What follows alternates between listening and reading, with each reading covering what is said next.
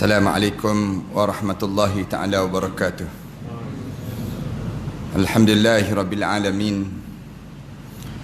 Wassalatu wassalamu ala ashrafil anbiya'i wal mursalin wa ala alihi wa sahbihi ajma'in. Subhanaka la ilma lana illa ma 'allamtana innaka antal alimul hakim. Ya alim, 'allimna min ilmika kama tarda bihi 'anna. Ya Halim, khalliqna bikal ilmi. Allahumma 'allimna zakkirna ma nasina.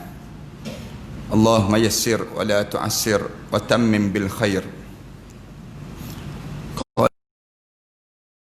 Ba'da a'udzu billahi minasyaitonir rajim.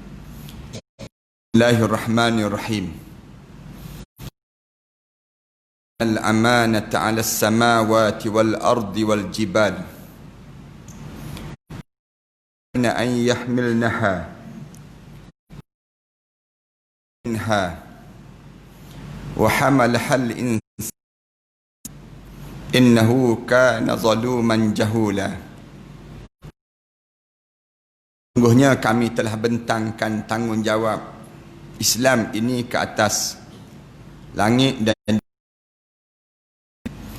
kemudian mereka tidak sanggup untuk memikulnya.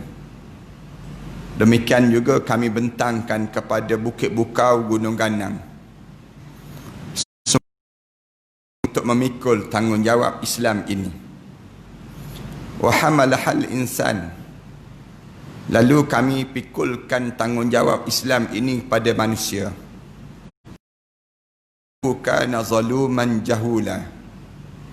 Tapi sayangnya manusia ni ada dua perangai. Yang hidup merekanya dibiarkan begitu. Yang pertamanya zaluman. Hidup sentiasa buat khianat. 10,000 manusia yang telah mati kerana COVID-19 ini. Manakala yang kena COVID-19 ini saja hampir-hampir dekat dengan 30 juta manusia yang sudah meliputi banyak tempat. Tuan-tuan bayangkan dalam jumlah seramai ini, nama kita tak tercatat di kalangan mereka yang mati dan mereka yang patut kena. Satu nikmat yang besar yang patut kita rasa syukur. Alhamdulillah, kita tak terkena dan tak terjebak dengan keadaan yang demikian. Allah masih lagi memberi peluang pada kita untuk kita membetulkan jalan hidup kita dan juga jalan hidup keluarga kita, untuk kita tahu sebenarnya ke mana sebenarnya arah tuju dalam hidup kita yang sepatut dan sewajarnya yang kita lakukan. Tuan-tuan, walaupun kita tak kena COVID ini, mungkin kita, Alhamdulillah, Allah selamatkan kita, tapi jangan kita rasa kita ni selamat daripada kematian. Dalam hidup kita ni kita akan jumpa juga dengan kematian. Walaupun kita tak mati, mungkin tak mati kerana COVID-19, tapi kita kena ingat bahawa kita akan mati. Suatu hari nanti kita akan mati juga. Kullu nafsin za'iqatul maut. Tiap yang menyawa ni kena merasai kematian.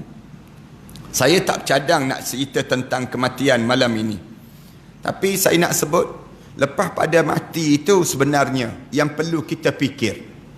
Jangan kita fikir terhadap yang disebut dengan macam mana kita nak larikan diri daripada kematian, macam mana kita nak selamat, jangan bagi mati. Kita tak akan terlepas daripada mati itu. Dalam hidup kita, kita kena ingat yang kita ni akan mati. Tapi lepas pada yang soalnya, macam mana kita nak hidup lepas pada mati? Kerana hidup lepas pada mati ni ada satu negara yang perlu kita lalui lagi. Negara tersebut dipanggil negara barzah. Negara yang besar, yang kita akan pergi satu alam yang jauh lebih besar daripada alam dunia ini. Alam yang disebut dengan alam barzah. Alam barzah ni dipanggil satu perkampungan ataupun satu negara yang kita akan lalui dan kita mula hidup bersama dengan para nabi, para siddiqin, para syuhada was salihin. Para hadirin sekalian, apa kaitan dengan kita sambut pada hari ini? yang kita nak sebut dengan sambutan Hari Malaysia kita ini.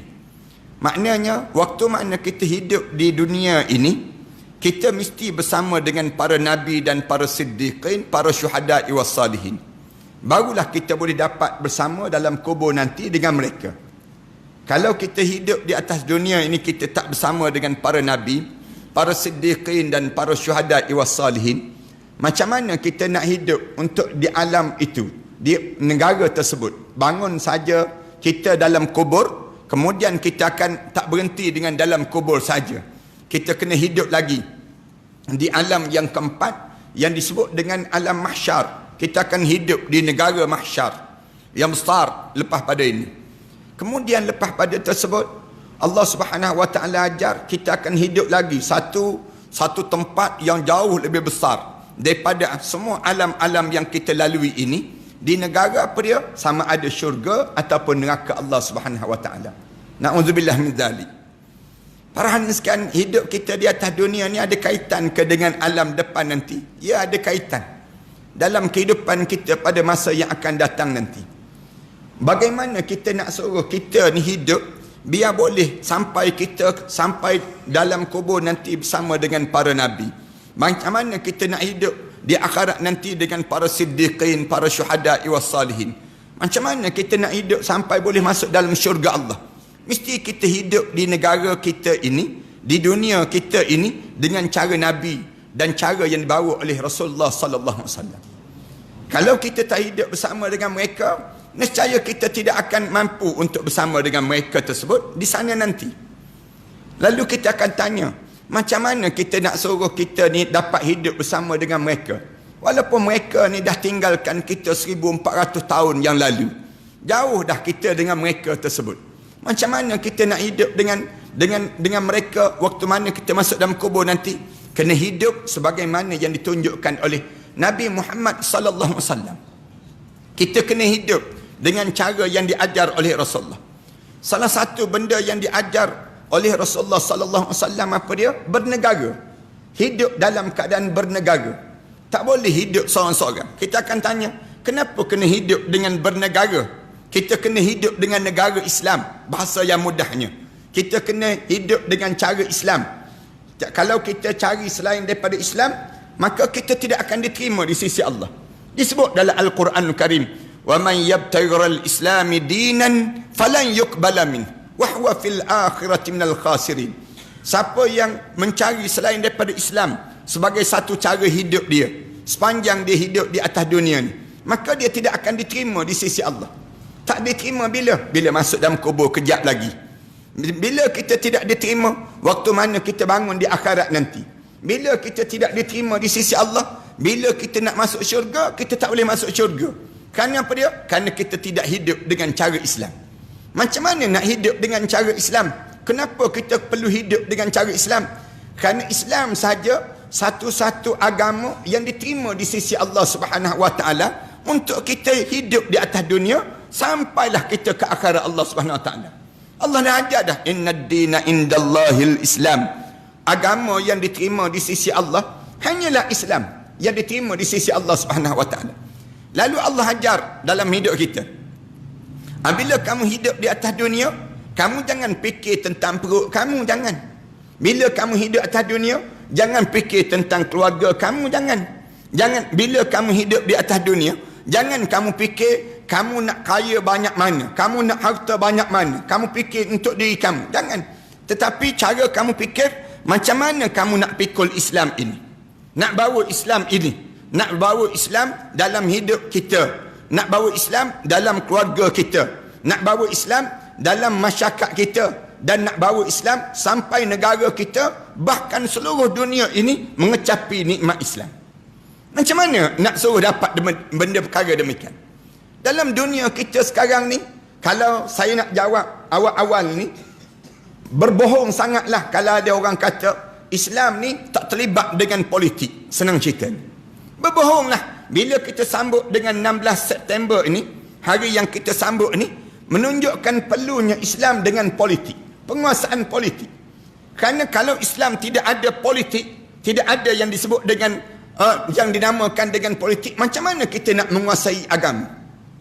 Bagaimana kita nak menguasai negara? Maksudnya demikian. Macam mana kita nak susun negara kita mengikut cara syariat Islam dalam hidup kita?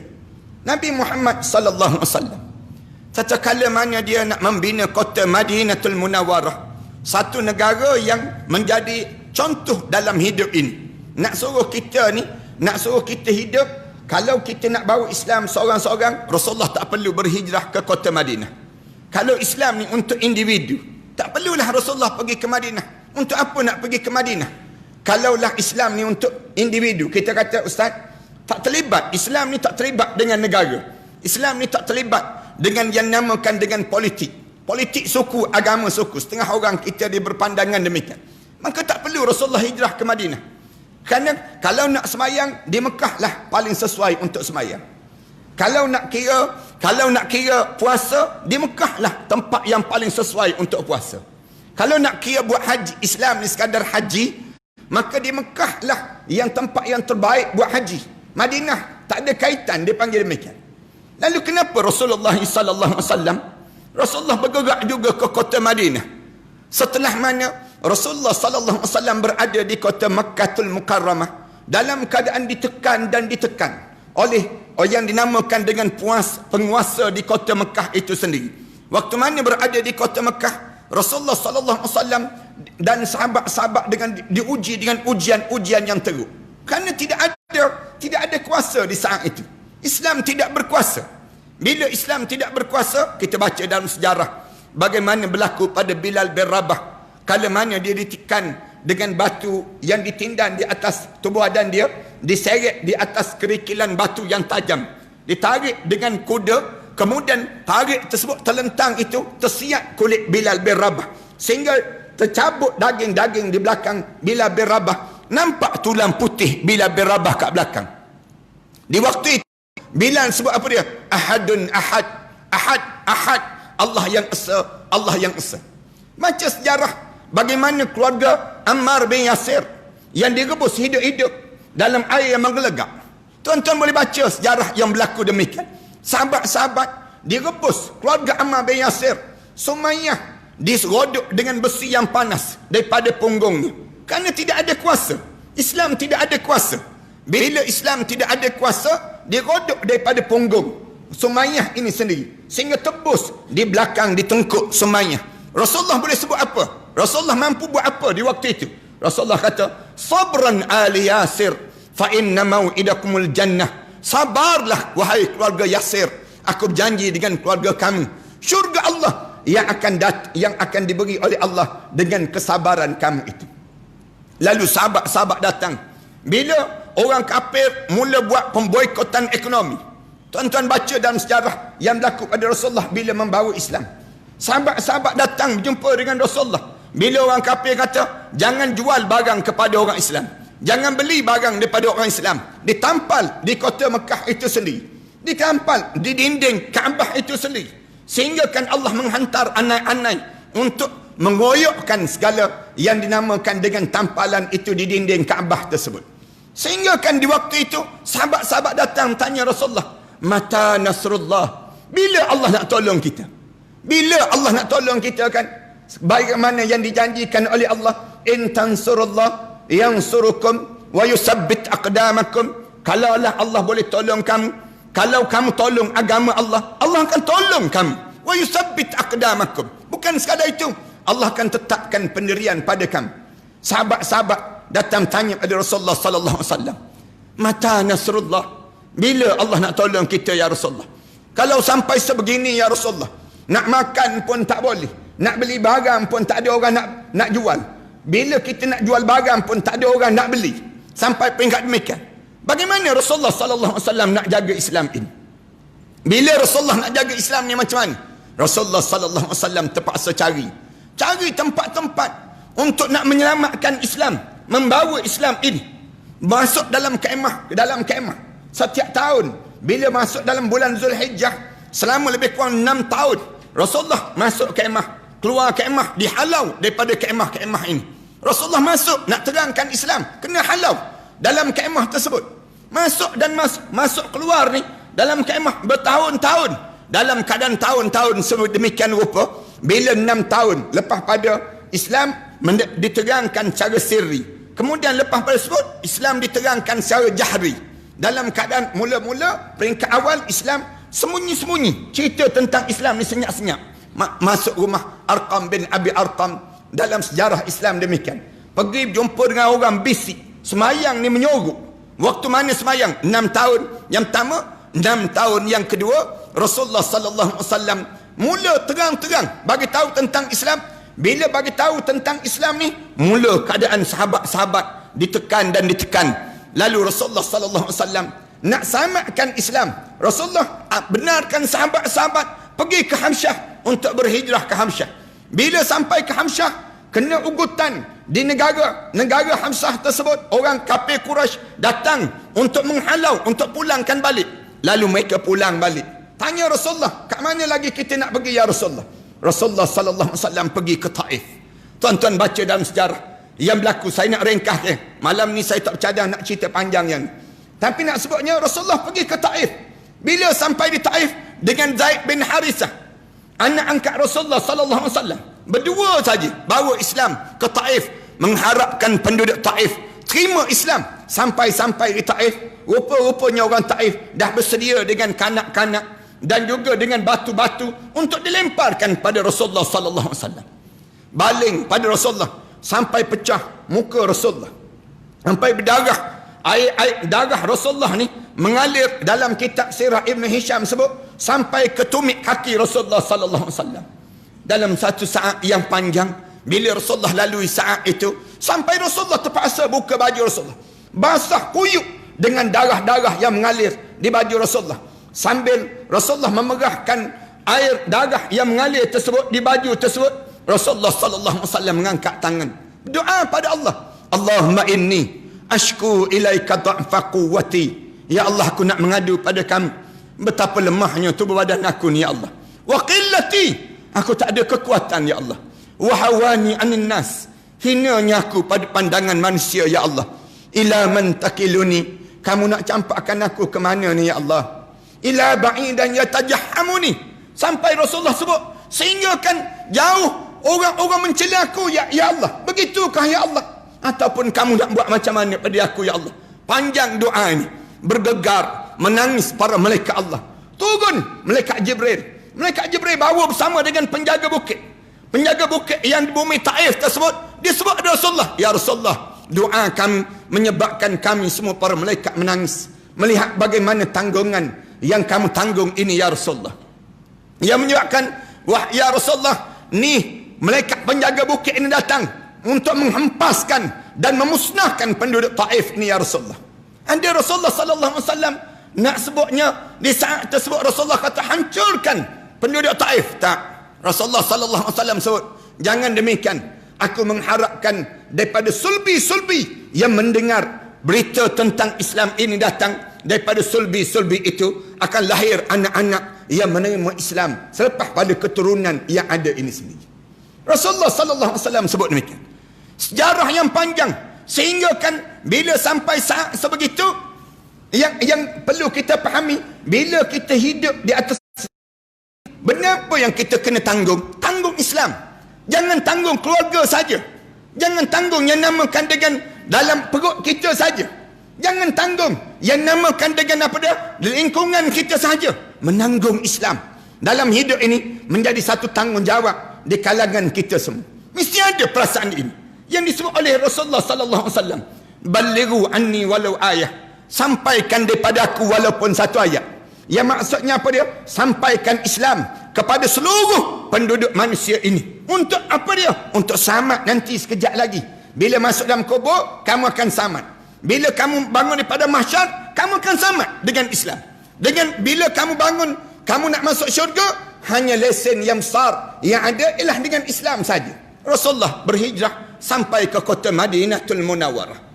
Sebelum nak berlaku hijrah, tuan-tuan tahu, datang sahabat-sahabat, orang-orang penduduk Yasrib ataupun Madinah. Sebelum dinamakan Madinah itu nama dia Yasrib. Datang terlebih dahulu. Seramai lebih kurang 75 orang. 2 orang perempuan muslimat yang datang berbai'ah, yang dia tidak bersalam dengan Rasulullah sallallahu alaihi wasallam. 73 orang lagi bersalam dengan Rasulullah, berbai'ah.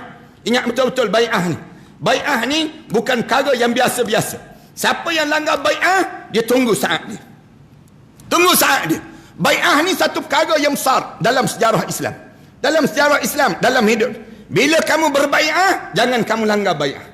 Bila kamu langgar bai'ah, dalam hidup kamu, menandakan kamu bersedia untuk kebinasaan dalam kehidupan kamu di sini ataupun di sana nanti. Allah jadikan demikian. Bai'ah dalam kali yang pertama. Bila bai'ah tersebut, minta dalam bai'ah ni apa dia?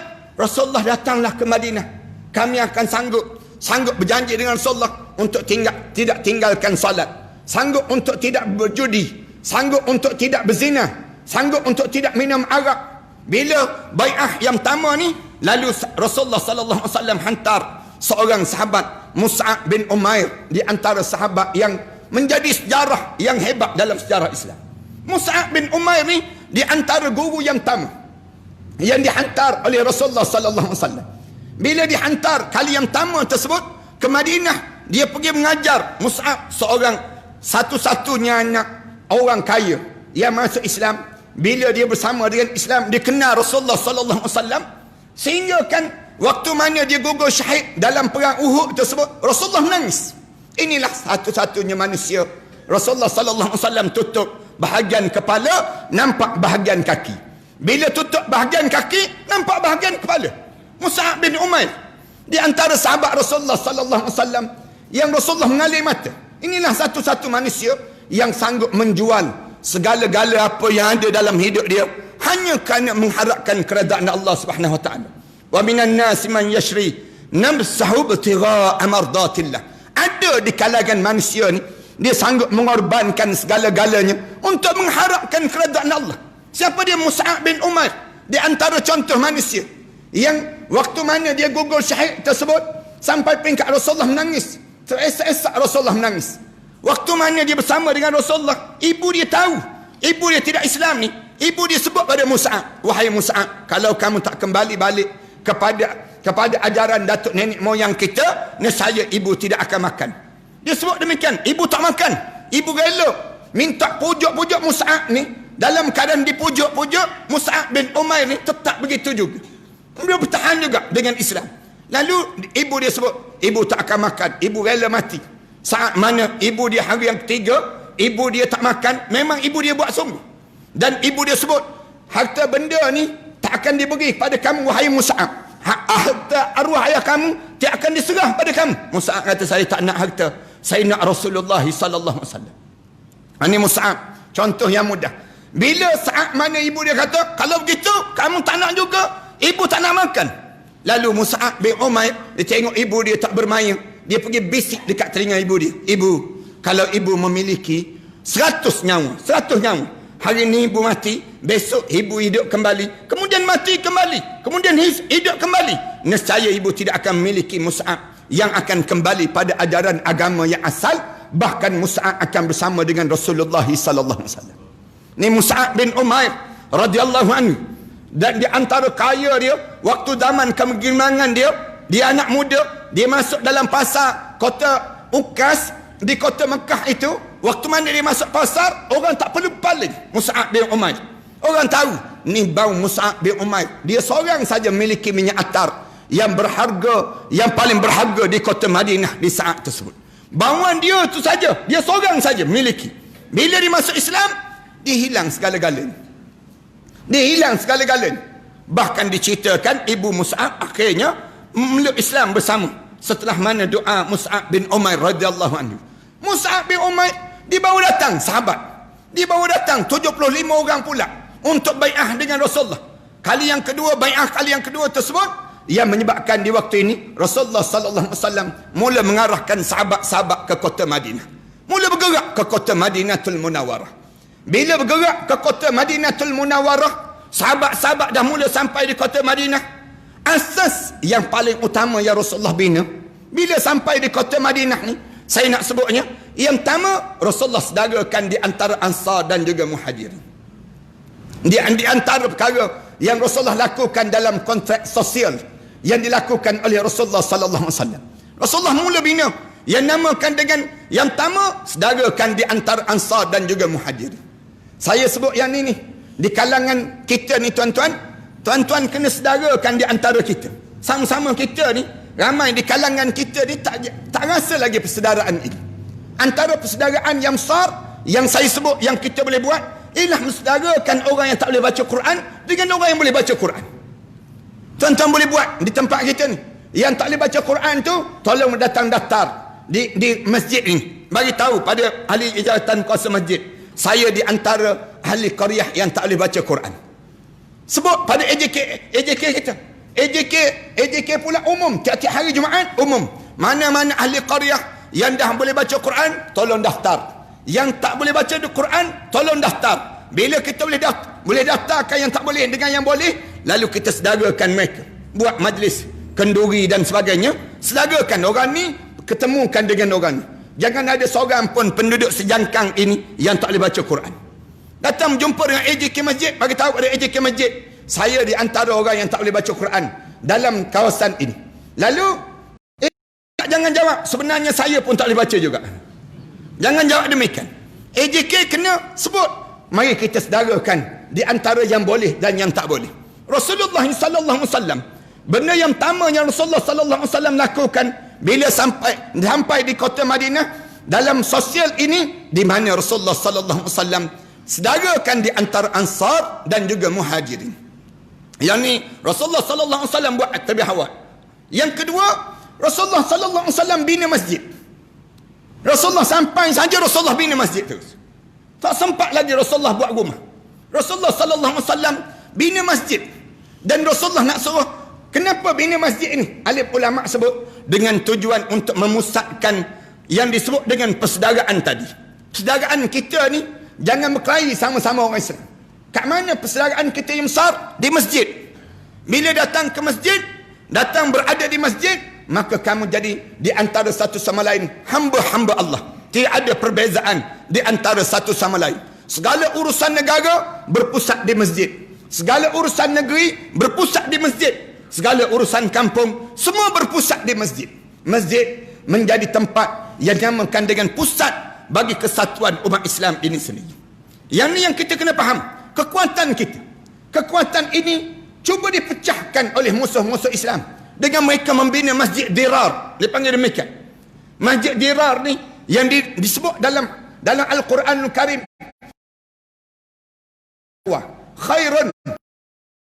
Bina ni ada dua. Satu masjid yang disebut dengan di asas. Satu lagi masjid yang kerja dia wa tafriqan bainal mu'minin wa irsadan liman haraballahu wa rasulih.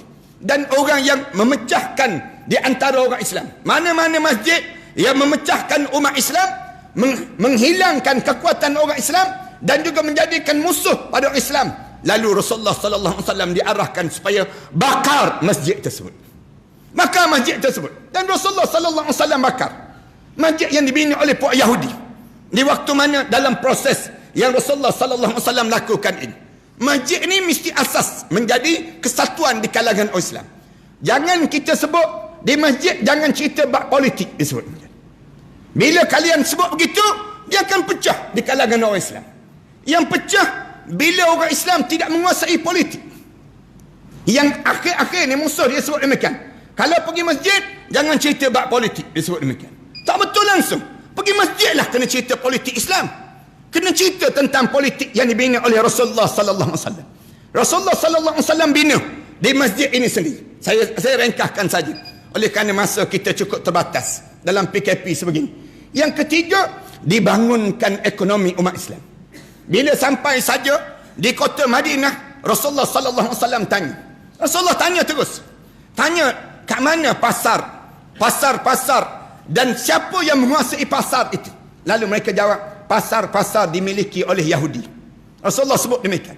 Bila sahabat-sahabat dia faham, dia ingat ke bahawa bila kita dah mesra ni, benda yang kena utamakan ialah nafsu. Di sudut yang demikian. Kerana ada yang sahabat yang terpaksa tinggal isteri. Bila datang-datang saja, ada sahabat yang menawarkan, aku memiliki 2 orang isteri. Bila aku memiliki 2 orang isteri, sebut pada Abdul Rahman bin Auf. Oleh kerana isteri aku ada 2 orang, kamu boleh pilih salah seorang daripada isteri aku ni, aku akan cerai, kamu kahwin dengan isteri aku. Ditawarkan demikian. Lalu sahabat ni jawab, saya bukan nak kepada isteri kamu. Tolong tunjukkan, Rasulullah ajar pada saya, tunjukkan di mana pasar yang berada ini. Lalu saya nak kepada yang agar supaya pasar tersebut saya boleh meniaga. Kalau boleh bagi modal perniagaan awal pada saya akan meniaga. Penduduk kota Mekah ini di antara orang Islam yang hebat dalam perniagaan. Lalu ditunjukkan pasar daripada pasar Yahudi. Seluruh pasar itu milik Yahudi. Bila masuk seorang saja Islam, lama-lama berubah pasar tersebut menjadi milik orang Islam. Beza dengan kita kan. Kita pasar kita, akhirnya jadi pasar orang bukan Islam. Ini beza di tempat kita. Beza yang Rasulullah sallallahu alaihi wasallam bina, asas apa yang Rasulullah lakukan? Bila Rasulullah masuk, yang keempat, Rasulullah bina piagam Madinah. Piagam Madinah.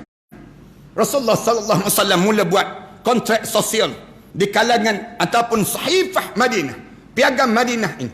Piagam Madinah dalam ajar sebut dalam piagam Madinah ni, orang Yahudi boleh hidup di negara ini, dalam negara Madinah, tapi mesti menjadikan kami pemimpin kepada Rasulullah, menjadi pemimpin kepada mereka tersebut. Yahudi di kalangan Bani Qainuqa, Bani Nadir, Bani yang lain ni, semua sanggup untuk menandangi perjanjian ini. Orang kafir boleh hidup dengan sempurna, tapi sistem ekonomi mesti sistem ekonomi Islam. Tiada lagi riba, tiada lagi yang dinamakan dengan dasar cikik darah, interest yang menekan di kalangan umat Islam. Rasulullah sallallahu alaihi wasallam di kalangan umat di saat itu sama-sama jaga masyarakat ini. Rasulullah mula bina dan mereka tangani perjanjian yang disebut dengan Sahifatul Madinah. Perjanjian Madinah ini sendiri. Yang ni yang kita telah meterai dalam 16 September. Sebelum daripada ini, bagaimana masuknya dalam Malaysia, lalu kita ada undang-undang kita, kontrak sosial yang telah kita susun oleh di kalangan pemimpin dahulu. Yang ni tak boleh dipertikaikan. Bumi Melayu ni yang disebut dengan kekuasaan dia, ekonomi dia mesti dijaga. Jangan tak seimbang. Bila tak seimbang, nanti akan berlaku rusuhan kaum, akan berlaku yang disebut dengan pertelingkahan etnik di kalangan kita. Oleh Madinatul Munawwarah, Rasulullah sallallahu alaihi wasallam bina keadaan ini. Tapi bila kita bina Islam dengan cara yang betul, Rasulullah bina 4 benda yang besar yang saya sebut ini, asas dalam pembinaan kota Madinatul Munawwarah ini. Allah sebut ada 2 benda jadi halangan yang besar yang Allah sallallahu alaihi wasallam. Cabaran apa yang besar ini? Allah sebut zaluman, sesungguhnya mereka ini ada pengkhianat di antara satu sama lain. Pengkhianatan ini bermula daripada siapa? Bermula daripada orang munafik. Yang mana Rasulullah bina di kota Madinatul Munawwarah. Elok-elok Rasulullah dah sampai di kota Madinah. Orang yang pertama yang buat khianat pada Rasulullah siapa dia? Orang munafik. Yang Rasulullah disenaraikan nama diserah kepada Huzaifah ibn al-Yaman. Diserah pada Huzaifah. Bila diberi pada Huzaifah ibn al-Yaman, lalu di antara orang yang datang berjumpa lah Sayyidina Umar Al-Khattab radhiyallahu anhu. Sayyidina Umar datang. Ini kalau kita sebut dalam bahasa kita, ketua setiausaha negara, senang cerita. Dialah ketua setiausaha bagi Rasulullah sallallahu alaihi wasallam. Rasulullah mempunyai, disebut dalam kitab, Rasulullah mempunyai lebih kurang 66 orang setiausaha dalam Rasulullah sallallahu alaihi wasallam. 66 orang ni, ketua dia siapa dia? Huzaifah ibn al-Yaman. Huzaifah ibn al-Yaman ni simpan senarai nama-nama tersebut. Lalu datang yang disebut dengan Sayyidina Umar. Sayyidina Umar datang. Sayyidina Umar kata apa dia?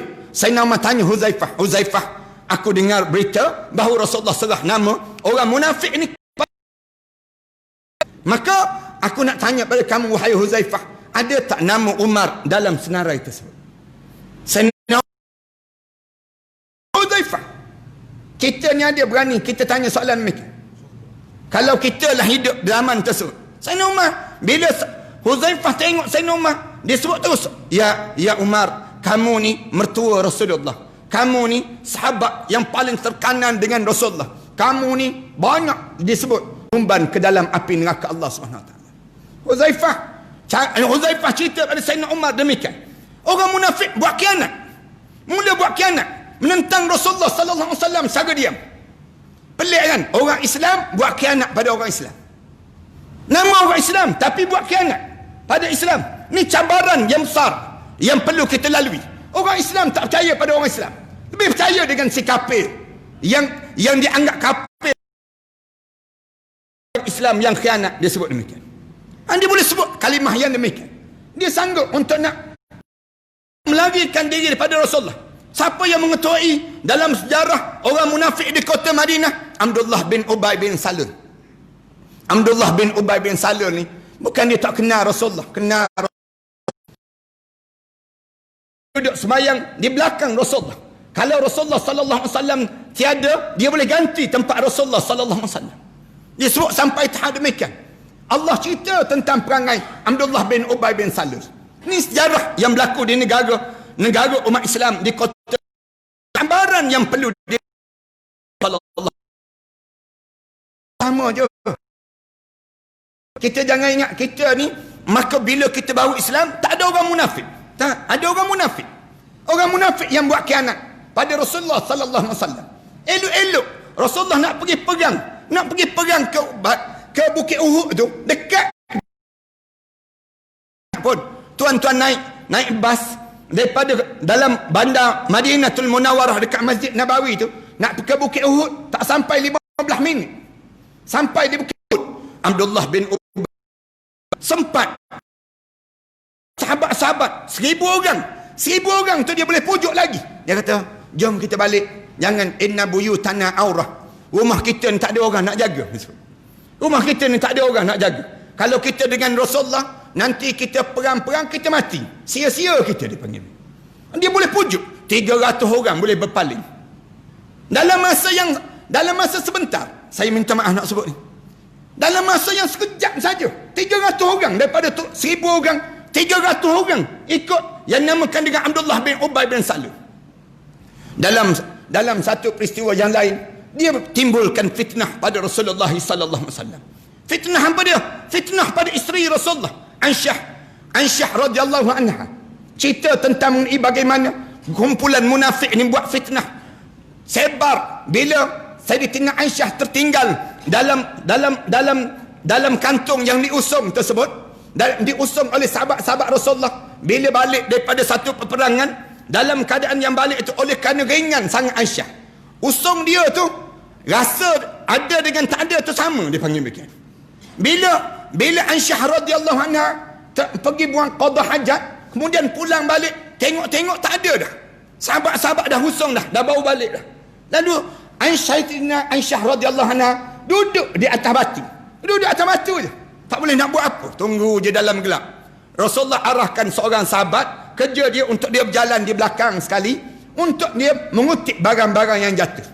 Dalam mana-mana perjalanan Rasulullah demikian. Sahabat ni kerja dia kutip barang yang jatuh. Bila sampai tengok saja Aisyah radhiyallahu anha. Terkejut dia tak ada sebut apa dia. Safwan bin Mu'attal, sahabat tersebut, dia tak sebut apa-apa di saat tersebut. Dia sebut inna lillah wa inna ilaihi raji'un. Dia sebut demikian. Lalu dia hulur tangan dia untuk Aisyah radhiyallahu anha pijak, untuk dia tolak di atas unta yang dibawa tersebut. Lalu oleh kerana nak sebutnya ringan Aisyah radhiyallahu anha ni, Aisyah dia tengok saja tangan dia tak begitu. Bila tengok saja begitu, lalu dia pijak di atas tangan Safwan bin Mu'attal. Safwan bin Mu'attal tolak naik ke atas unta yang dibawa bersama tersebut. Ringan disebut. Cuba try buat malam ni pada isteri kita ni. Malam ni isteri kita tadah tangan begitu juga, patah tangan kita malam ni tak kena. Nak sebutnya ringannya Aisyah radhiyallahu anha. Safwan tak bercakap apa pun. Jalan bawa sampai ke kota Madinah. Masuk saja Abdullah bin Ubay tengok. Abdullah bin Ubay dia nampak. Dia yang cerita, yang sebarkan dalam WhatsApp grup tu dia panggil. Dia mula post dalam Facebook. Dia mula bagi tahu dalam Instagram, cerita ni isteri Rasulullah berzina. Rasulullah berzina, isteri Rasulullah berzina, membunuh karakter Rasulullah sallallahu alaihi wasallam. Kononnya sampai hampir-hampir Rasulullah nak cerai Aisyah radhiyallahu anha. Sampai Sayyidina Ali radhiyallahu anhu sebut, ya Rasulullah, kumbang tak seekor, bunga tak sekuntum ya Rasulullah. Bunga ni banyak kuntum ya Rasulullah. Cerai-cerailah isteri yang jadi macam tu. Rasulullah hampir cerai. Bila hampir cerai tu, turun ayat Quran, innal ladzina ja'u bil ifki musbatun minkum la tahsabuhu syarran lakum bal huwa khairul lakum likulli imri'in minhum maktasaba minal ism walladzi tawalla kibrahu lahu adzabun azim. Allah cerita demikian, yang bawa cerita di kalangan kamu ni, innal ladzina ja'u bil ifki, orang yang suka bawa cerita bohong, cerita gosip-gosip ni, usbatun minkum, sebahagian di kalangan kamu. Mesti dia mak saudara kamu, mesti dia sepupu kamu, mesti dia adik-beradik kamu, orang-orang yang dekat dengan diri kamu. La tahsabuhu syarran lakum. Allah sebut, jangan kamu takut, jangan kamu rasa, la tahsabuhu syarran lakum, jangan kamu rasa ni buruk bagi kamu, bal huwa khairul lakum, bahkan dia membawa kebaikan dalam hidup kamu. Allah Subhanahu wa taala cerita panjang. Tuan-tuan, sehingga kan surah An-Nur ini menjadi di antara surah yang wajib orang perempuan belajar sebelum kalian meninggal dunia. Kalian sebelum meninggal dunia, orang perempuan, ajarilah orang perempuan surah An-Nur. Ada 3 surah yang orang perempuan wajib belajar. Surah An-Nisa, surah An-Nur dan surah Al-Ahzab. 3 surah ni orang perempuan tolong ajar, orang sejangkang ni tolong ajar pasangan hidup kalian 3 surah dalam hidup ini. Dah lain, surah lain pun tak sempat dah, 3 surah ni pun tak sempat juga kita. Jangan sampai demikian. Manakala orang lelaki sebelum meninggal dunia ada 2 surah, katanya Sayyidina Umar perlu dipelajari. Yang pertama surah Al-Baqarah, yang kedua surah Al-Imran. Orang lelaki 2 surah pun terlentang dah dia. Nak boleh habis 2 surah ni sendiri. Manakala orang perempuan diceritakan dalam surah Al-Ahzab ini, dan dicerita dalam surah An-Nisa dan juga surah An-Nur. Nak suruh apa dia? Faham dan hadam. Kerana ada orang munafik yang terlibat dalam bernegara ini. Orang munafik yang buat kerja, yang menghodohkan wajah-wajah orang Islam. 2. Yang kedua, siapa yang menjadi halangan dalam hidup Rasulullah sallallahu alaihi wasallam bila bina negara ini? Orang kafir yang buat khianat pada Islam. Yahudi bila terbentang pada mereka kekayaan dan keuntungan negara, dia nampak bahawa bila Islam ni dah mula lemah, dia nampak lemah, tak ada kekuatan, dia paling terus. Yahudi ni paling. Asal dia buat perjanjian dengan Rasulullah, tapi dia langgar perjanjian tersebut. Dia langgar perjanjian ini. Yahudi ni berjaya dipujuk oleh kafir Quraisy dalam perang Khandaq, sehingga kan Islam suruh setiap kali mana kita beraya sebut perang Khandaq ini. Perang Ahzab dipanggil demikian. Wa hadzamal ahzaba wahdah, dan Allah menghancurkan tentera Ahzab itu sekaligus dalam hidup mereka tersebut. Waktu mana mereka kepung Rasulullah sallallahu alaihi wasallam, mereka kepung negara Madinah ini sendiri. Cerita panjang ni, saya nak ringkaskan saja. Nak sebutnya, bila mereka kepung tersebut, mereka nak suruh Rasulullah surrender. Rasulullah mula dalam keadaan menyerah. Lalu Allah turunkan yang disebut dengan kesejukan malam, menggigil tulang-tulang mereka. Kemudian Allah turunkan yang namakan dengan saat tersebut ribut yang kencang, menerbangkan kemah-kemah mereka di saat mana sahabat-sahabat hampir-hampir berputus asa. Hunalika btuliyal mu'minun wa zulzilu zilzalan syadida. Di sana aku akan uji hati-hati orang mukmin. Aku goncang segoncang-goncangnya hati mereka tersebut dengan Islam di waktu mana mereka dalam keadaan yang sedemikian rupa. Lalu Allah hancurkan tentera Ahzab, yang menyebabkan Yahudi di waktu tersebut dah mula dia mula buat khianat, dia membuka ruang untuk diserang. Lalu Rasulullah sallallahu alaihi wasallam mula memerangi mereka-mereka yang menentang Islam. Lalu digelar puak-puak mereka ini digelar kafir harbi kerana mereka menyerang umat Islam itu sendiri. Saya nak sebutnya, yang halangan cabaran yang besar yang Rasulullah lalui dengan kekufuran manusia. Itu yang disebut dengan zaluman. Yang pertama, dia buat khianat pada diri mereka sendiri. Yang kedua, jahulah, kejahilan yang sentiasa ada melingkar di kalangan mereka ini sendiri. Bagaimana Rasulullah sallallahu alaihi wasallam nak atasi keadaan yang demikian? Madinah ini, Rasulullah sallallahu alaihi wasallam bina 3 perkara pada sahabat-sahabat. 3 perkara ni untuk mengukuhkan, termasuk kita. Dalam kita mengisi 16 September ni, tolong kukuhkan 3 perkara. Untuk kita selamat di sana nanti. Yang pertama, tolong yakin hidup ini dengan Islam. Jangan percaya dengan nasionalis. Jangan percaya dengan sekularis. Jangan percaya dengan yang disebut dengan pragmatis, liberalis. Jangan percaya. Mereka ni pembohong pada Islam. Kalau tuan-tuan terpercaya dengan mereka, tuan-tuan habis keyakinan hidup dengan Islam. Rugi dalam hidup kita. Jangan percaya dengan mereka. Mereka penipu-penipu yang besar, yang sedang mereka meracuni pemikiran umat Islam pada saat ini. Masuk dalam hidup kita. Dia kata agama ni semua sama saja disebut. Dia ajar pada kita, agama ni semua sama. Semua agama menuju kepada syurga. Disebut demikian. Lalu kita tak perlulah untuk kita nak sebut agama kita saja yang betul. Agama lain pun betul juga disebut. Ni puak-puak liberalis yang sedang masuk di negara kita, yang sedang meracuni pemikiran anak-anak dengan mereka tersebut, yang menyebabkan kita hilang keyakinan terhadap Islam. Dalam Islam diajar, bila kita masuk Islam, udkhulu fis-silmi kaffah, masuk Islam semua sekali. Jangan kita ambil selain daripada Islam. Wa man yabtaghirul islami dinan falan yuqbala min. Siapa yang cari selain daripada Islam dalam hidup dia, maka tidak diterima di sisi Allah. Rasulullah dia bina di kalangan sahabat-sahabat, dimasukkan keyakinan. Bila sahabat-sahabat datang jumpa dengan Rasulullah, ya Rasulullah, kami ni akhir-akhir ni bila tua-tua ni jadi longgar sikit keyakinan. Jadi tak berapa yakin sangat dengan Islam. Pergi yakin dengan apa? Yakin dengan duit. Yakin dengan duit. Bagi RM50, terbalik kurang terus dia panggil. Bahasa Kelantan dipanggil terbalik kurang dia panggil.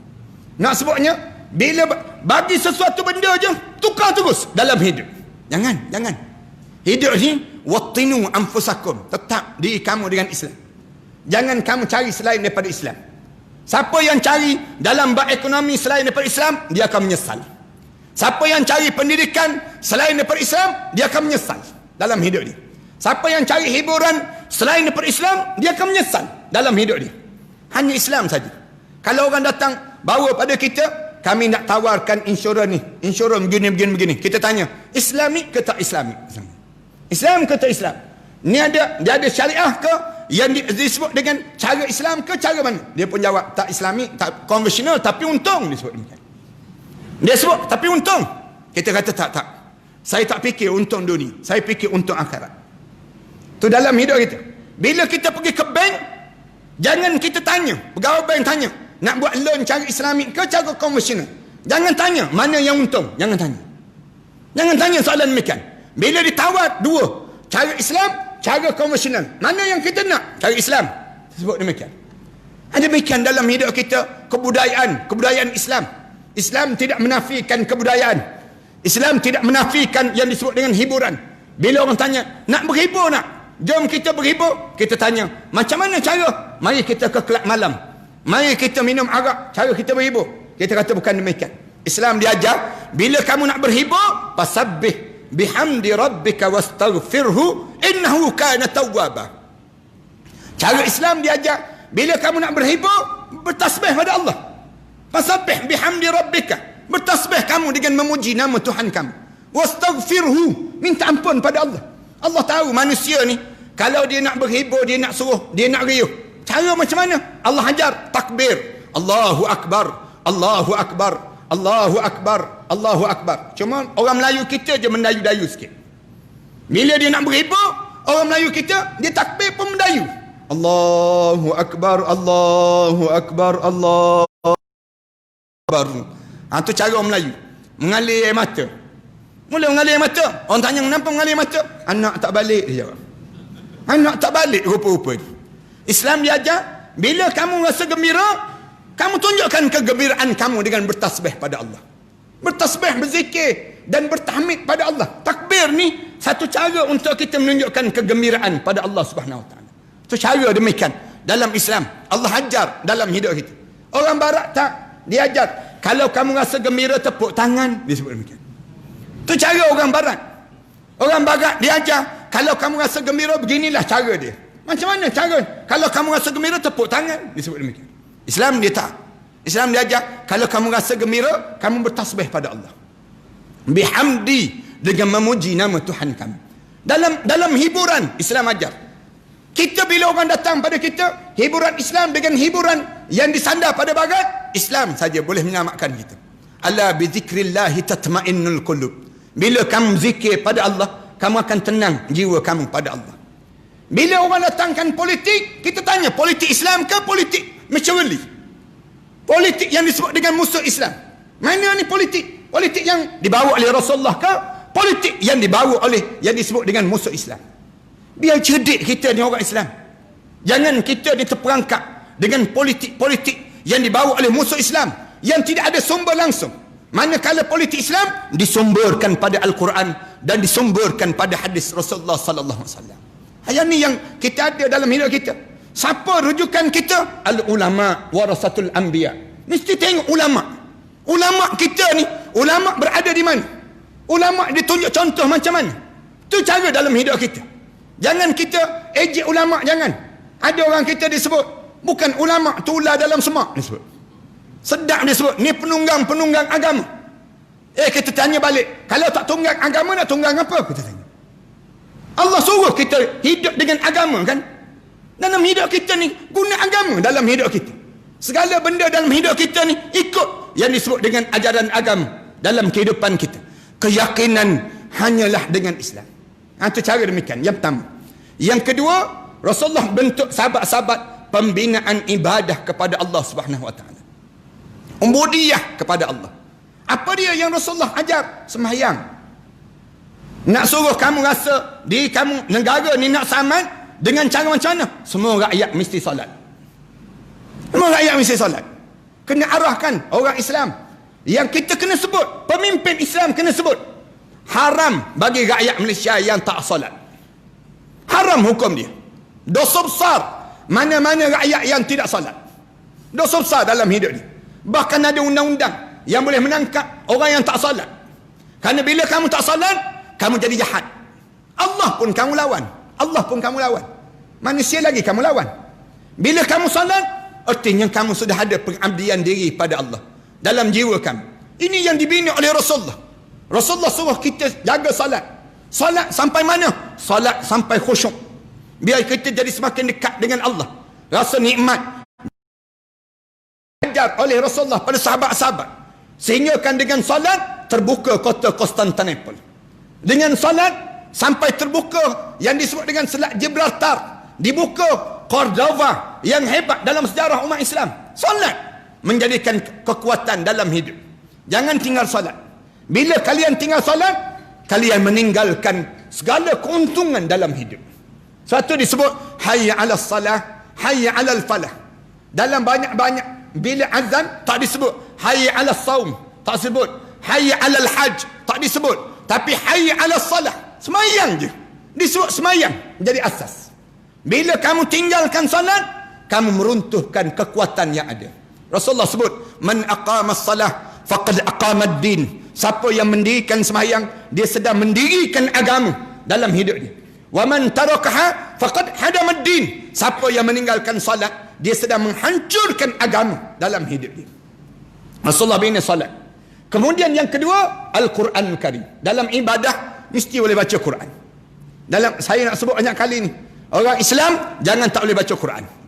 Usaha tuan-tuan, di antara usaha AJK yang mesti dibuat di setiap masjid, apa dia? Mengusahakan seluruh penduduk di kawasan sekitar ahli qaryah semua boleh baca Al-Quran Karim. Jangan sunyikan masjid ni daripada bacaan Al-Quran. Buka kelas-kelas Al-Quran. Pastikan orang kita boleh baca Quran. Bila kamu boleh baca Quran, tambah satu lagi, tadabbur Al-Quran. Tadabbur, belajar. Start daripada Alhamdulillahi Rabbil Alamin sampai minal jinnati wan nas. Al-Quran Karim. Rasulullah bentuk sahabat-sahabat baca Quran. Sahabat-sahabat nak pergi perang, baca Quran. Nak pergi perang tu Quran dekat tangan. Nak sebutnya gambaran, sebelah pegang dengan pedang, sebelah lagi pegang Quran. Saya ingat lagi di bumi Mesir sebelum daripada dapatnya kepada yang disebut dengan apa dia? Sebelum daripada ni Husni Mubarak jatuh, bila Husni Mubarak jatuh, kemudian naik mursi. Waktu mana naik mursi itu, sebelum daripada naik mursi itu, umat Mesir itu hidup dengan Quran. Naik bas baca Quran. Kemudian duduk di polis trafik, sebelah tangan kanan dengan Quran, sebelah lagi jalankan kenderaan. Tempat kita sebelah jalankan Quran, sebelah lagi saman. Nak sebutnya demikian. Beza kan? Polis trafik menghafal Quran. Nak sebutnya gambaran bagaimana hidup dengan Quran. Bila ada Quran, kamu akan kuat dalam jiwa kamu. Bina seramai mungkin. Negara kita, bila kita merdeka, bina seramai mungkin generasi Al-Quran. Anak-anak yang letakkan kemuliaan pada mereka yang menghafal Quran. Tinggikan mereka. Bagi hadiah yang disebut dengan hadiah kereta, hadiah kenderaan, bagi melancong dan sebagainya. Kenapa dia? Dia menghafal Quran. Ni tak hadiah juara lagu-lagu, bagi pada mereka. Bagi pada anak-anak yang demikian. Hadiah ratus ribu diberi pada mereka yang juara lagu-lagu entah ke mana pula tu, dalam menderma ni berlumba. Sahabat-sahabat, 16 September kita ni, biar orang kita ni berlumba untuk menderma di jalan Allah. Jangan kita simpan untuk dunia. Ramai dah orang kita ni yang menyesal, yang masuk dalam kubur tertinggal harta di atas dunia. Dia tak sempat nak hantar ke akhirat. Jangan tuan-tuan yang ada harta benda ni di kalangan kita ni, jangan simpan di dunia. Jangan. Ayah-ayah, ibu-ibu yang ada harta benda, simpan untuk mana? Simpan untuk akhirat. Jangan simpan untuk dunia. Jangan. Rugi kita. Ramai dah orang kita yang dia cari sampai hujung nyawa, kemudian dia mati seorang-seorang masuk dalam kubur, dia tertinggal harta dia di atas dunia. Rugi dalam hidup. Jangan tertinggal. Hantarlah ayah-ayah, ibu-ibu, hantar ke akhirat sana, biar kita dapat balik di akhirat nanti. Kita bukan nak hidup di dunia, kita nak hidup di akhirat. Panggil anak-anak kita. Sebut ada anak-anak kita, tanah abah ada lebih kurang 6 ekar 7 ekar. Kamu ambil sekar seorang. Bila meninggal dunia, jangan seorang pun berebut. Kita sebut, jangan seorang pun berebut. Tapak rumah ni jangan siapa dia ambil. Rumah ni, tapak rumah ni milik abah dan milik umi kamu. Habis itu nak buat macam mana? Bila abah meninggal dunia, abah nak wakafkan pada masjid supaya menjadi dana kepada masjid, hak pada masjid, dia panggil demikian. Itu cara demikian. Bila kita meninggal dunia, kita masuk dalam kubur, kita berjumpa balik rumah kita yang kita tinggalkan. Tak percaya, cuba try mati. Tak percaya. Nak tahu berjumpa ke tak berjumpa. Ini cara kita bagi tahu anak-anak kita, jangan berebut. Tanah ni aku yang cari, rumah ni aku yang cari. Jangan siapa pun berebut. Tu tengok tu, banyak mana dah rumah jadi kosong. Rumah yang jadi rumah berhantu dah sekarang. Tak ada orang duduk dah. Anak-anak pun tak nak duduk rumah ni. Tapi dia berebut di kalangan anak-anak. Kita dalam kubur, terseksa dalam kubur. Selagi mana tak selesai urusan harta pusaka, selagi itu kesengsaraan pada diri kita. Cara Rasulullah ajar dan bentuk sahabat-sahabat yang menyebabkan mereka berlumba untuk menderma. Berlumba di kalangan mereka sebut. Bagi. Kerana bila bagi tersebut bukan bagi kepada masjid, bukan bagi pada Rasulullah, tapi bagi pada diri sendiri. Bagi pada diri kita sendiri. Zaman sahabat-sahabat, bila Rasulullah kata, mari kita nak pergi perang ni, berlumbalah di kalangan kamu untuk menginfak di jalan Allah. Datang Sayyidina Umar. Sayyidina Umar sebut, ya Rasulullah, aku nak bagi ni, banyak ni. Rasulullah kata, habis itu yang tinggal kat kamu apa lagi? Wahai Umar, ada separuh daripada yang ni, ada kat rumah. Sayyidina Umar rasa dia dah terbanyak dah dalam memberi yang disebut dengan sumbangan ini. Bangga Sayyidina Umar. Tiba-tiba datang Sayyidina Abu Bakar. Sayyidina Abu Bakar bagi. Bila bagi, Rasulullah tanya, apa yang tinggal lagi kat rumah kamu wahai Abu Bakar? Abu Bakar sebut, tinggal Allah dan juga Rasul. Terdiam Sayyidina Umar Al-Khattab radhiyallahu anhu. Berlumba di kalangan kita. Di kalangan kita. Kerana yang bagi ni bukan bagi pada orang, kita bagi pada diri kita balik. Tuan-tuan, saya biasa buat contoh kan. Bila kita duduk dalam kuliah macam ni, lalu tabung derma. Kebetulan dalam poket kita ni ada 2 keping. Sekeping RM50, sekeping lagi RM1. Agak-agak mana yang masuk? Biasa yang RM1 tu masuk. Yang RM50, kedai tom yam banyak lagi tu, kita sebut. Kita sebut demikian kan. Tak, nanti di akhirat kita menyesal. Kita akan menyesal. Tuan-tuan akan menyesal. Kenapalah aku tak bagi dulu yang RM50? Patutnya bagi 2-2 lah masuk. Patutnya demikian. Tapi tinggal RM1.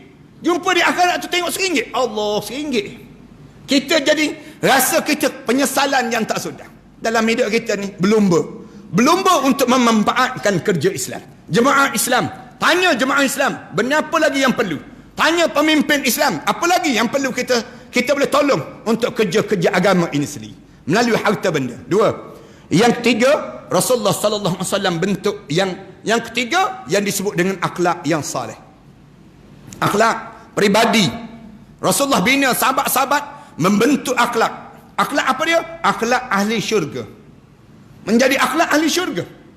Macam mana? Sampai sahabat-sahabat tanya Rasulullah, Ya Rasulullah, aya'arifu ahlul jannah awi ahlun nar?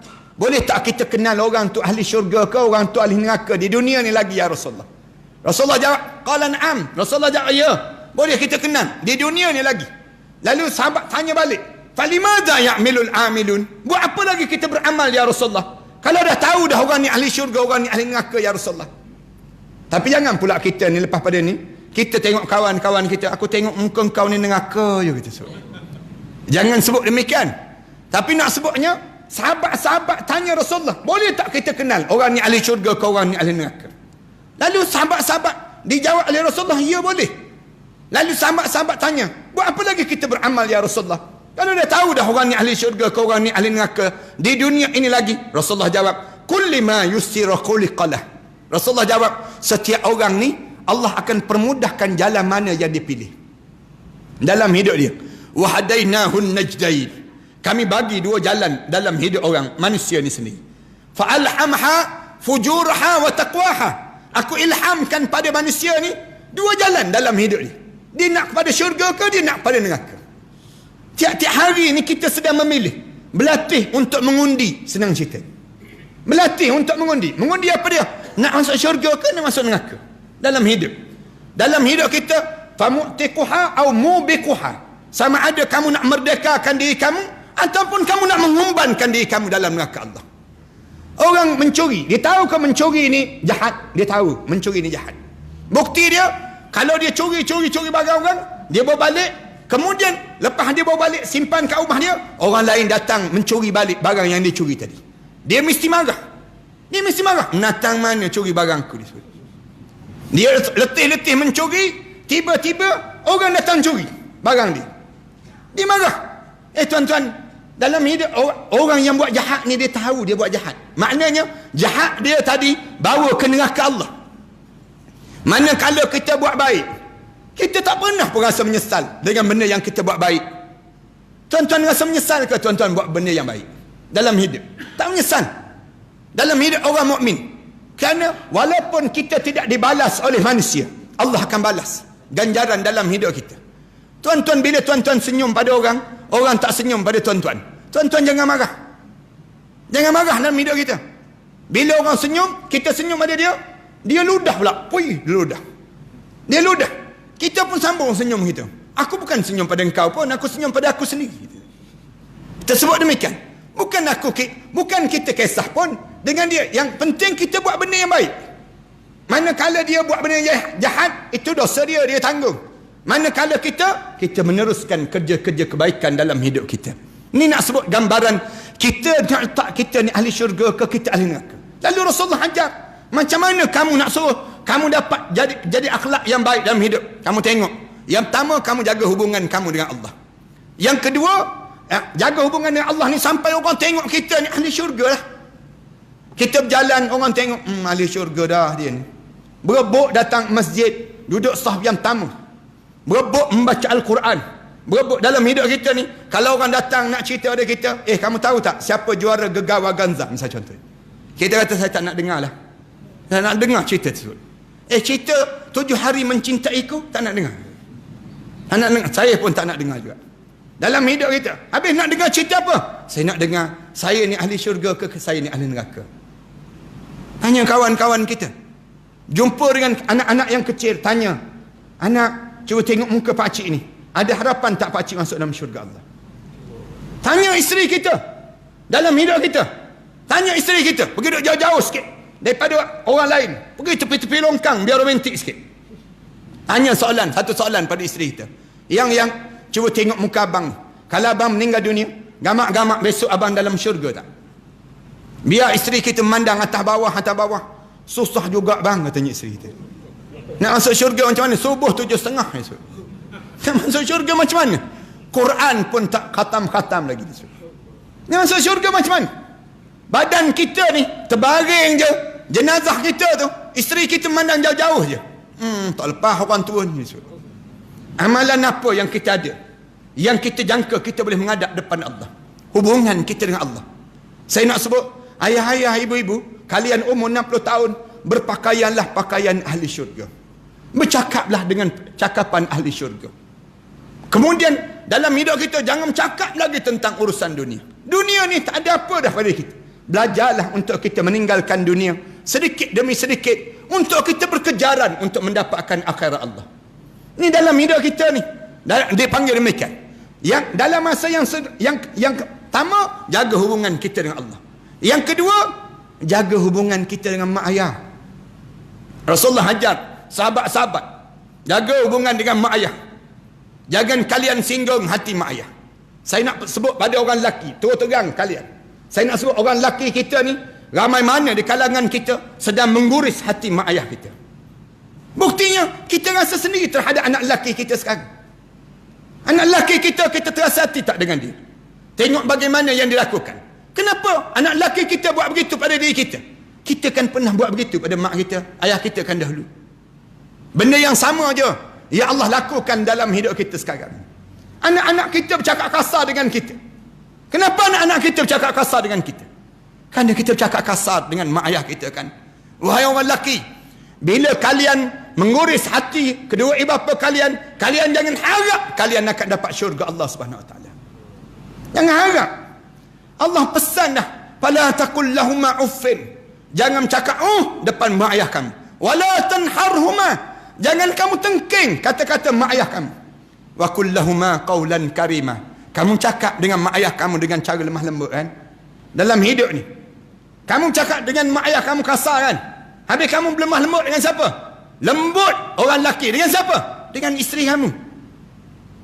Kamu jauh lebih takut pada isteri dibandingkan kamu takut tergorisnya hati ibu kamu. Jaga hati isteri sampai menyinggung hati mak ayah. Ni orang kita jadi demikian. Sanggup menipu mak ayah semata-mata nak jaga hati isteri, nak jaga hati anak-anak.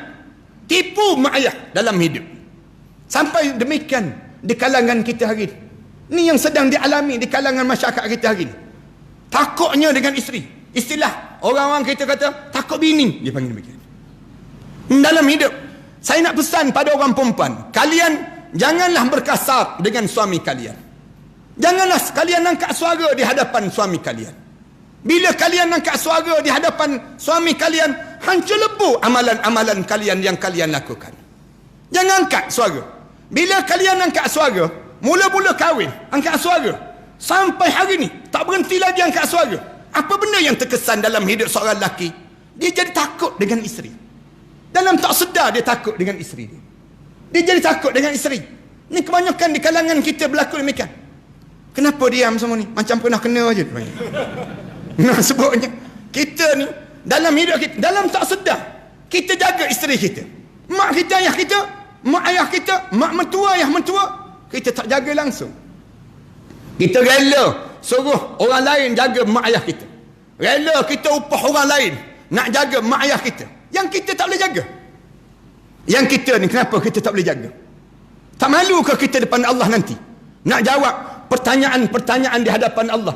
Mak kamu boleh jaga kamu. 7 orang, 8 orang boleh jaga kamu. Kamu nak jaga mak kamu seorang pun tak boleh jaga. Dalam hidup kamu. Ibu-ibu, kalau kalian tahu suami kalian ada ibu dan ayah lagi, ibu mentua, ayah mentua, tolonglah bagi sokongan pada suami kalian. Bagi sokongan pada suami kalian. Abang pergi jaga mak ayah. Manakala saya dan anak-anak, saya akan jaga anak-anak ni. Abang masuk syurga, saya akan mengikut di belakang. Yang ni yang akan dilakukan. Kalau abang masuk neraka, dengan kami masuk neraka. Ini benda yang kita kena faham konsep dia. Manakala orang lelaki, kalian jangan menipu mak ayah kalian. Jangan. Semata-mata nak jaga hati isteri. Kadang-kadang mak tu sebut, tak balik ke cuti ni? Mak nak buat kenduri. Nak tunggu kamu balik cuti. Dia jawab, tak boleh balik mak. Kenapa tak boleh balik? Saya banyak kerja, mak, dia sebut. Padahal dia berjanji dengan isteri dia dan anak-anak nak pergi melancong. Mak dia pujuk, baliklah sekejap je. Mak nak tengok juga cucu-cucu mak. Tak boleh, mak. Padahal isteri dia pesan, engkau balik, siap engkau. Isteri dia bagi warning pada dia. Kalau abang nak balik, abang balik seorang. Saya tak nak balik. Sakit hati saya balik ke kampung. Dia sebut demikian. Tersinggung dia. Dia konon-kononnya nak jaga hati dia. Kalau begitu katanya suami, saya balik seorang. Tak boleh, abang pun tak boleh balik. Tak boleh balik, dia kata. Abang pun tak boleh balik. Dia buat demikian. Suami tak balik. Mak menunggu. Mak ayahnya menunggu. Duduk kat kampung ni, tunggu. Anak tu balik. Tak balik. Bila cuti je, dia bukan kerja. Dia bawa anak-anak dia, keluarga dia pergi melancong. Pergi ke Wuhan pula tu, dia panggil. Pergi beria melancong. Dah melancong sampai di Cameron Highland, pergi ke Polisen, pergi ke tempat-tempat tertentu, ambil gambar. Post. Ambil gambar dengan suami ni. Lagakan kepala, letong-letong laga kepala. Ambil gambar, post dekat Instagram. Konon-kononnya nak tunjuk dia keluarga bahagia. Konon-konon demikian. Bila dibuat demikian, kebetulan mak mertua dia pun ada Instagram juga. Mak mertua dia tengok, oh, anak aku dah mula menipu aku. Dulu belum kahwin, dia janji nak jaga aku sampai mati. Tapi bila dia dah berumah tangga, hilang aku dalam hidup dia. Tuan-tuan ingat ke tuan-tuan boleh masuk syurga ke tuan-tuan?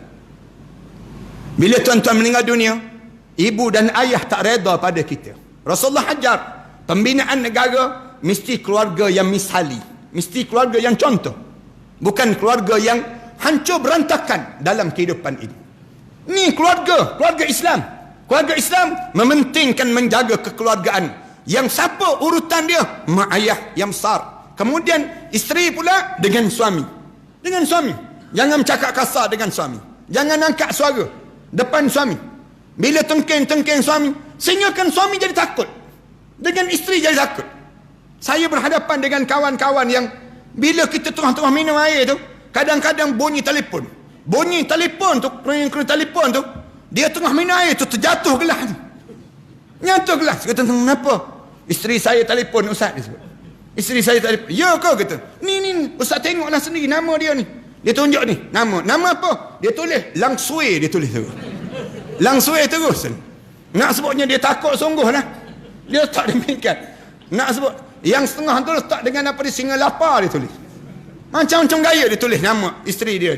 Kita kata jawab. Dia pun jawab. Bila dia jawab, dia buka tu, dengar dah. Dalam handphone tu dengar handphone tu. Kat mana? Katanya isteri. Dia bagi salam, baru bagi salam. Assalamualaikum, dia bagi salam. Isteri tak jawab salam. Kat mana? Katanya isteri. Kata dia jawab, minum air. Kat mana? Dia kata, dengan siapa? Dengan Ustaz Ahmad Dasuki. Bohonglah, dia sebut. Mana ada Ustaz Ahmad Dasuki nak minum air dengan kamu, dia sebut. Dia boleh tengking begitu je.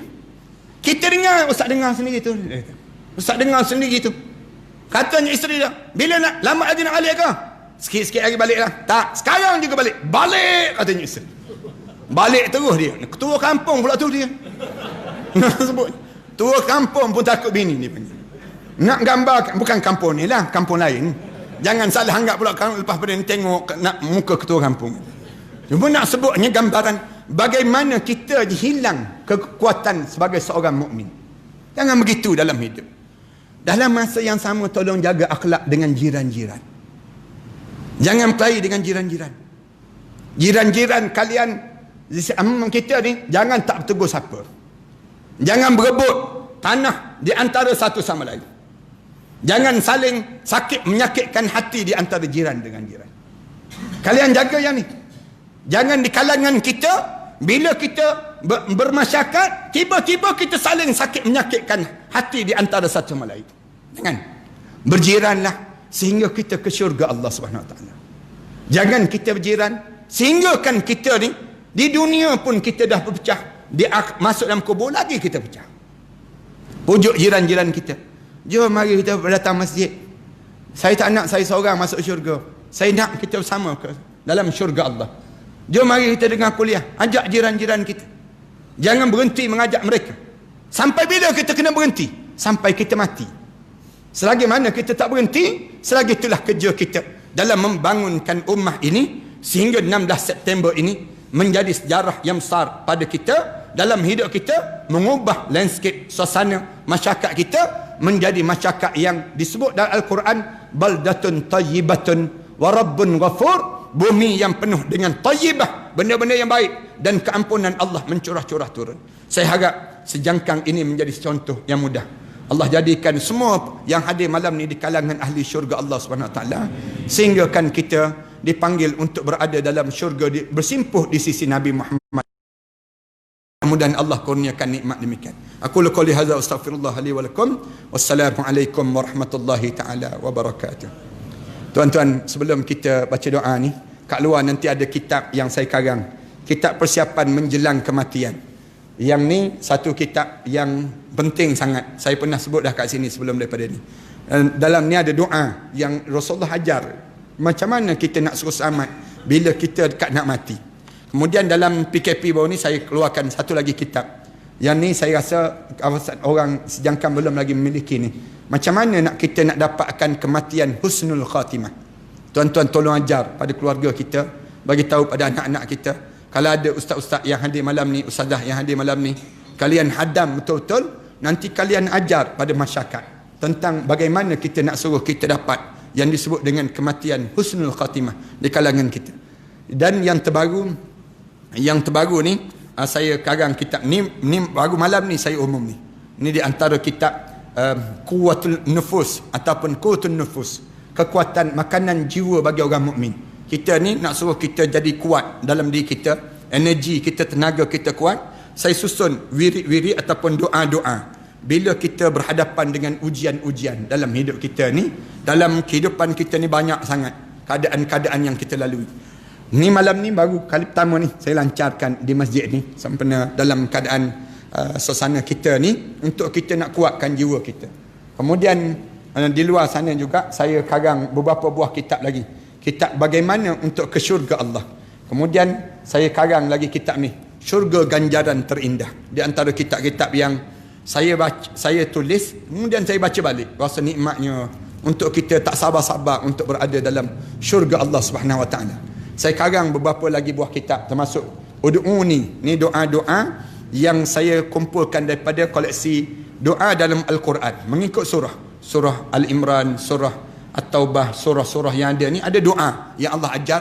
Lalu tuan-tuan buat hafalan ataupun amalan dalam hidup kita ni untuk kita berdoa pada Allah. Tuan-tuan tahu saya bangunkan ma'had tahfiz di belakang saya. Ada lebih kurang 5 buah sekolah tahfiz dan 1 college yang saya buat.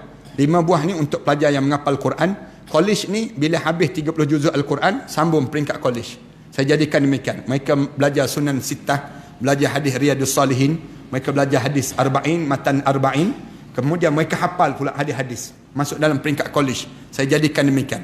Kemudian mereka sambung dalam IGC, SE, kemudian mereka masuk SPM dan mereka menyambung ke peringkat luar negara di peringkat college. Saya bangunkan oleh kerana 5 buah sekolah tahfiz ini, saya ambil anak-anak yatim, orang miskin, kita tanggung mereka menghafal Quran. Habis 30 juzuk, kemudian mereka sambung ke peringkat college pula.